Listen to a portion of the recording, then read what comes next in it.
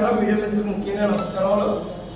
ఈ రోజు ఈ ప్రెస్ మీట్ పెట్టడానికి గల కారణం, నిన్న ఉడుపూడి సత్యబాబు గారు రాష్ట్ర శెట్టి బలిజ కార్పొరేషన్ చైర్మన్ అయ్యుండి ఆయన ఒక పదవిలో ఒక బాధ్యత గల పదవిలో ఉన్న తీరు తెన్ను లేకుండా ఇష్టం వచ్చినట్టు మాట్లాడారు. ఆయన నిన్న ఒక విషయం మాట్లాడారు. ఆల్రెడీ అప్పారావు గారికి చెప్పు చూపించారు అనేసి ఆ విషయం గురించి మాట్లాడారు. భరతరామ్ గారికి గుర్తునే ఎందుకో చూపించలేదు. చెప్పు చూపించడం గల కారణం ఉంది. ఒక ఆడబిడ్డని వాలంటీర్ ఉద్యోగం చేసుకున్న ఒక ఆడబిడ్డని, అలాగే బీసీ సంఘానికి బీసీ కులానికి చెందిన ఒక ఆడబిడ్డని నీ పట్టు పడతాననే మాట ఒక తండ్రి వయసులో ఉండి, ఒక పెద్దరికం ఉండి, ఒక ఎమ్మెల్సీ చేసి, ఒక బాధ్యత గల పదవిలో ఉండి 3 సార్లు రాజమండ్రి పరిపాలించి ఒక ఎమ్మెల్యే గారి తండ్రి గారు అయ్యి ఉండి మీరు ఒక పట్టు పడతానన్న మాట ఎంతవరకు కట్టనో ఆలోచించడం మానేసి ఆయనకి చెప్పాలని పోయి మా మాజీ ఎంపీ భరతరామ్ గారి మీద మీరు అనుచిత వాక్యులు అనవసరమైన మాటలు మాట్లాడడం కరెక్ట్ కాదు. ముందు మీ యొక్క పెద్ద మనిషి అయిన ఆదిరెడ్డి అప్పారావు గారికి చెప్పండి. ఫస్ట్ ఒక తండ్రి వయసు నుండి ఒక ఆడబిడ్డతో ఎలా మాట్లాడాలి, ఒక ప్రజలతో ఎలా మాట్లాడాలో తెచ్చుకోండి. ఇంకో విషయం, మాజీ ఎంపీ భరతరామ్ గారి డ్రైవర్ గారు ఆ కామెంట్ పెట్టారు. అతను ఒక సామాన్య వ్యక్తి, ఆ కామెంట్ పెట్టాడు, తప్పులేదు. అతను ఒక సామాన్య తెలిసి తెలియని వయసులో తెలిసి తెలియని మాటలో తన యొక్క యజమాని అన్న మాటతో ఏదో కామెంట్ పెట్టుండొచ్చు. కానీ మీరు ఒక కార్పొరేషన్ చైర్మన్ అయ్యుండి పాలేరు అన్నారు, ఒక ఎస్సీ క్యాండిడేట్ అతను పాలేరు అన్న పని మీకు మీ మీద అట్రాసిటీ కేసు పెట్టాల్సి వస్తుంది. దళితుల్ని చాలా నీచంగా చూస్తున్నారు మీరు. దళితుల మీద ఎలాంటి మాట్లాడారు. అతను పాలేరు పని మాత్రం చేస్తలేదు, ఒక డ్రైవర్ బాధ్యతగా పని చేసుకున్నాడు. అంతేగాని మిగిలిన ఇసుక మాఫీలు, ఇసుక దందాలు, లేదా మద్యం సిండికేట్లు, మీ నాయకులు మద్యం సిండికేట్లు మాట్లాడి వాయిస్ రికార్డు దొరికేసిన మీ నాయకుల గురించి వదిలేసి ఒక కామెంటేటర్ పట్టుకున్నారేంటి మీరు? అసలు నాకు అర్థం కాదు. మీ నాయకులు తప్పు ఉందనేది నిరూపించుకోమని ముందు ఆ వాయిస్ రాలియా కాదని నిరూపించుకోవడం, ఫారెన్సిక్ రిపోర్ట్లు తీసుకురామన్నారు. మీ నాయకులు హెడ్డాన్ని ప్రజల సొమ్ము దోచుకు తింటా వాళ్ళు వదిలేసి చిన్న కామెంట్ పెట్టి అతను పట్టుకుని మార్గాన్ని భరతరామ్ గారు అనిపించారంటారేంటి?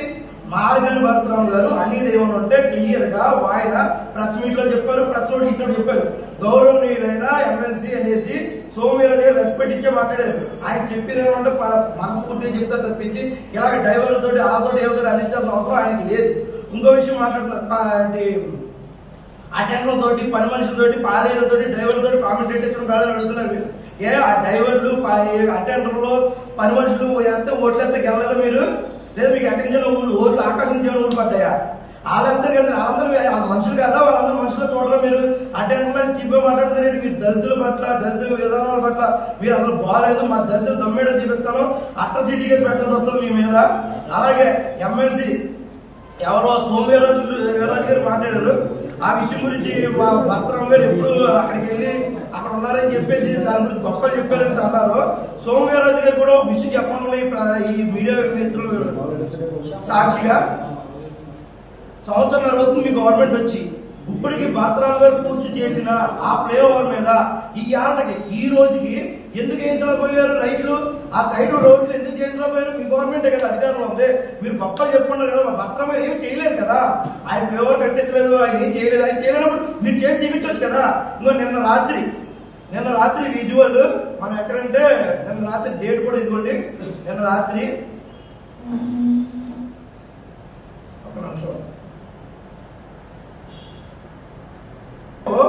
నైట్ ఎంత దారుణంగా ఉందో చూడండి. లైట్లు లేవు, ఏమి లేవు. ఆ బాధ్యత మా భరతరామ్ గారు అనే పని ఏదో ఆ బాధ్యత మోరంపూడి ప్లే ఓవర్ మీద చూపించండి. అక్కడ లైట్లు ఎట్టించండి, అక్కడ ఫ్లెక్స్లు కట్టారు కదా అటు ఇటు. మీ భద్రత మా బాధ్యత. ఏది భద్రత? అక్కడ లైట్లు ఏది భద్రత చూపించండి. బాధ్యత ఏది? రోడ్లు వేసిన బాధ్యత మీరు కాదా? రోడ్లు వేయాలి కదా, అక్కడ సైడ్ రోడ్లు ఎలా ఉన్నాయి, వాటి మీద మీకు బాధ్యత కనబడతలేదు. పైన లైట్లు వేసిన భద్రత మీకు లేదు. జనాలు ఏమైపోతారో, ఏ లారీలో పైన తినబడితే పరిస్థితి ఏంటి, కింద కుటుంబీకులు ఎంత ఉంటారో వాళ్ళ పరిస్థితి ఏంటి, అవి లేవు. వాటి మీద భద్రత కానీ వాటి మీద బాధ్యత లేదు. అటు ఇటు మొత్తం ఫ్లెక్స్ కట్టారు, మీ భద్రత మా బాధ్యత అనేసి. ఆ భద్రత బాధ్యత మీరు చూపించండి. అలాగే సోమవీరాజు ఏమన్నారు, మార్పుడు ప్లే ఓవర్ మా భరతరామ్ గారు వెళ్ళి అక్కడ ఏదో చేశారు, ఆయన చేసింది మా గవర్నమెంట్ చేశారు. ఇప్పుడున్నది మీ గవర్నమెంటే కదా, రైట్లు వేయించండి అయ్యా. ఇప్పుడున్నది మీ గవర్నమెంటే కదా, రోడ్లు వేయించండి. ఆ రోడ్లు వేయించడానికి మీ గవర్నమెంట్ కనబడతలేదు, లైట్లు వేయించడానికి మీ గవర్నమెంట్ కనబడుతుంది కదా. భరతరామ్ గారిని అన్నది మాత్రం మీరు అత్తమాటికి వచ్చి ప్రెస్ మీట్ అంటే మనకు కనబడుతుందా? ఇది ఎంతవరకు కట్టాలని మీరు ఆలోచించుకోవాలి. అలాగే ప్రతి విషయంలో భరతరామ్ గారితో పోటీ పడతా భరతరామ్ గారు ప్రజల్లో ఉన్నారు. ఆల్రెడీ ఎమ్మెల్యే వాసు గారు మీరు ఈ యాదవ ప్రెస్ మీట్ పెట్టడం లేదు, మీరు తప్పులా press meet పెట్టినారా? Press meet me వెనకాల చెంచగారితో ప్రెస్ మీట్ ఏంటి? ఆ చెంచగాడి ఈ యాదవ్ ఎప్పుడు మాట్లాడుకున్నాడు కాదు. ఈ ఆలోచన ముక్కు ముఖం తెలుగుని వచ్చి వాగేస్తున్నారు. ఎవరు పడితే వచ్చి వాగేస్తున్నారు భద్రాంబాయి గురించి. ఆయన గురించి మాట్లాడండి, ఒక హక్కు ఒక అర్హత ఉండాలి. అర్హతతో కూడిన మాటలు మాట్లాడండి. అంతే తప్పి మీ ఇష్టం వచ్చిన మాట మాట్లాడద్దు. ఒక కార్పొరేషన్ చైర్మన్ అయ్యండి, మీ ఇష్టం వచ్చిన మాట్లాడద్దు. అర్హతగా అట్రసిటీ కేసులు నమోదు అవ్వదు. దళితుల పట్ల మీ ఇష్టం వచ్చిన మాట్లాడద్దు. చేసి ఆంధ్రప్రదేశ్ ప్రజలకి తీవ్రమైన అన్యాయం చేయడానికి ప్రయత్నం చేయడాన్ని నిరసిస్తూ వైఎస్ఆర్ పార్టీ పిలుపు మేరకు జగన్మోహన్ రెడ్డి గారి మాజీ జగన్మోహన్ రెడ్డి గారి పిలుపు మేరకు మన రాజమండ్రిలో గౌరవ మాజీ పార్లమెంట్ సభ్యులు మార్గాల భద్రరావు గారి ఆధ్వర్యంలో ఈ యొక్క నిరసన కార్యక్రమం చేపట్టడం జరిగింది. ఈ నిరసన కార్యక్రమంలో రాజమండ్రిలో అన్ని వర్గాల ప్రజలు పాల్గొని తమ యొక్క మద్దతు తెలియజేసి విజయవంతం చేసినందుకు ప్రజలకి పార్టీ శ్రేణులకి కూడా ధన్యవాదాలు తెలియజేసుకున్నాం. వైఎస్ఆర్ పార్టీ తరఫున వైఎస్ఆర్ పార్టీ ఇదే కాక ఇక మున్ముందు కూడా ప్రజలకు సంబంధించిన ఆస్తుల్ని ప్రైవేటు పరంగా చేస్తే తీవ్రంగా వ్యతిరేకిస్తాం. ఎందుకంటే ఇప్పటికే రాజమండ్రిలో కూటమి ప్రభుత్వంలో ఉన్నత స్థానంలో ఉన్న నాయకులతో సహా కింద స్థాయి నాయకుల దాకా కూడా ప్రభుత్వ భూముల్ని దేవాదాయ శాఖ భూముల్ని కూడా తక్కువ రేట్లకే లీజు పేరిట 11 సంవత్సరాల లీజు పేరిట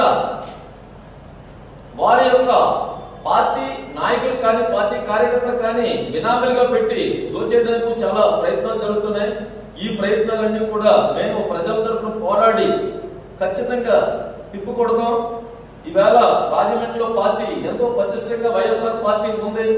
మార్గాల భద్రరావు గారి ఓట్ల దగ్గర నుంచి కూడా ప్రతి క్షణం ప్రజల్లో ఉండి ప్రతి అవినీతి కార్యక్రమాన్ని కూడా ప్రజల తరఫున పోరాడుతూ వెలికి తీస్తున్నారు.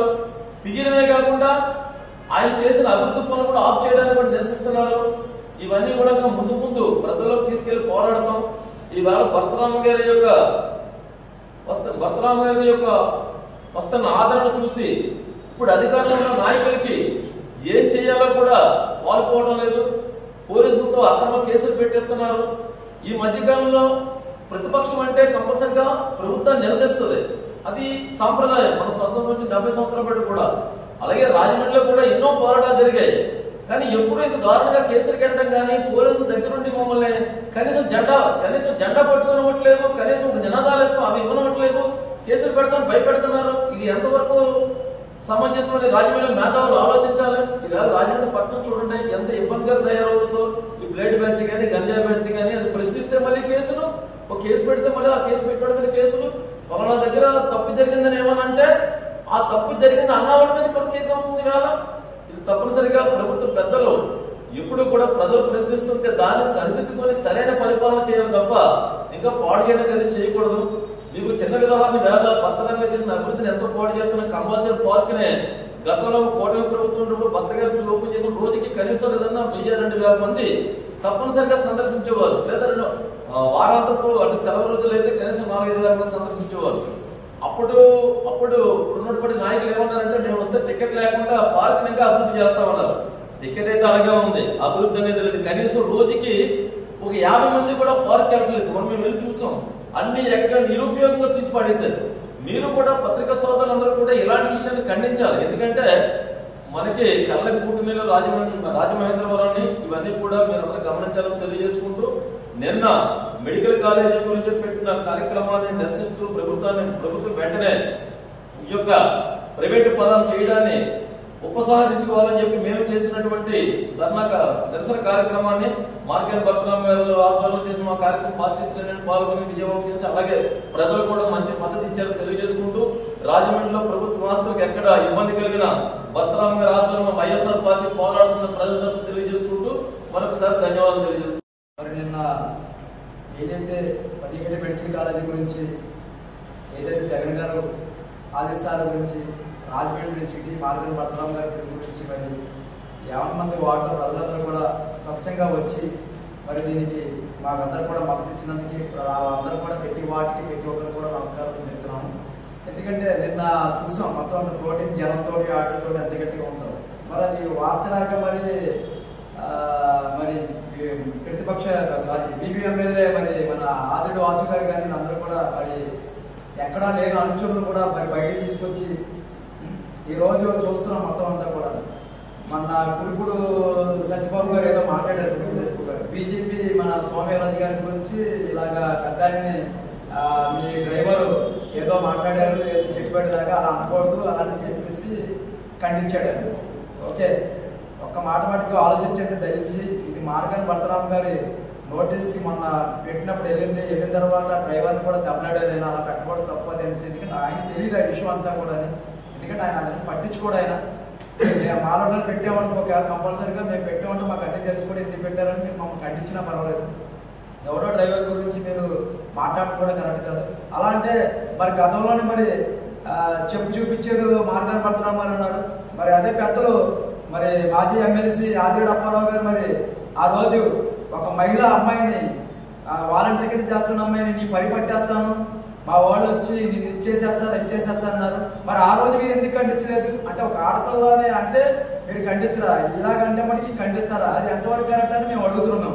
ఆ రోజు ఆ కోపంతో భరతరామ్ గారు చెప్పుది చూపించారు. కారణం ఏంటి?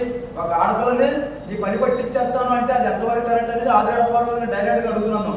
అప్పారావుకి కూతురు లాంటివాళ్ళు లేదా మనవరాలు వస్తే ఒక అమ్మాయిని ఆడపిల్లని నీ పని పట్టిచ్చేస్తాను, మా వెనకాల వాళ్ళు మా వాళ్ళు వస్తారు, వచ్చినందుకు నీకు ఏం జరుగుతుంది అంటే దాని అర్థం ఏంటి? దాని అర్థం ఏంటనేది కూడా మీరు గమనించుకోవాలి. మరి అలాగే మరి పెద్ద మరి ఇప్పుడు మన సెట్టిపల్లి గౌడ సంఘానికి మరి చైర్మన్ గారు మరి కుడుపుడు సెట్బాబు గారు మాట్లాడుతున్నారు అన్నమాట. మరి మాట్లాడినప్పుడు గతంలో మరి మీరు అందరూ ఎందుకో ఖండించలేదు? మరి ఎమ్మెల్సీ గారిని ఆదిరెడ్డి అప్పారావు గారిని మీరు ఖండించారు కదా. ఒక ఆడపిల్లలు అలా అనొచ్చని మీరు ఖండించారు కదా. దయించి తప్పులని కూడా మీ వెనకాల పెట్టుకొని మీరు మా మీద బురద జల్లద్దు. దయించి అది ఆలోచించుకోండి. ఎందుకంటే ఏ నాయకుడికైనా ఎవరికి ఇచ్చే గౌరవం వాళ్ళకి ఇస్తాము.